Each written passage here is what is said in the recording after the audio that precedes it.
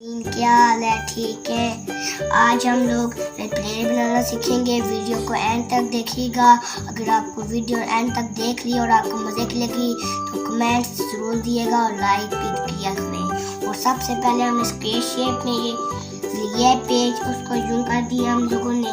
फिर सबसे पहले इसको यूं फोल्ड किया हम लोगों ने, इसको फिर यूं फोल्ड किया, फिर इसको नीचे की तरफ फोल्ड कर दिया, फिर इधर से यूं फोल्ड किया हम लोगों ने, फिर यूं फोल्ड किया और ये जो पीछे वाला था इसको ऊपर की तरफ फोल्ड कर दिया। ठीक है, अब इसको हमने यूं फोल्ड कर देना है, इसको पीछे की तरफ फोल्ड कर देना है, इसको भी ऐसे ही करके पीछे की तरफ फोल्ड कर देना है। और जो हमने यूं हैंड पीछे की तरफ यूं करना है, यूं देखिए ये एयरप्लेन हमारा बन गया। और अगर आपको ये वीडियो पसंद है लाइक कर दिए दोस्तों, आपको ये बहुत अच्छी वीडियो लगेगी। आप इसे बनाएं, दोहराएं, देखें कितना अच्छा लगेगा। और वीडियो को फिर से बाय बाय मिलेंगे, बाय।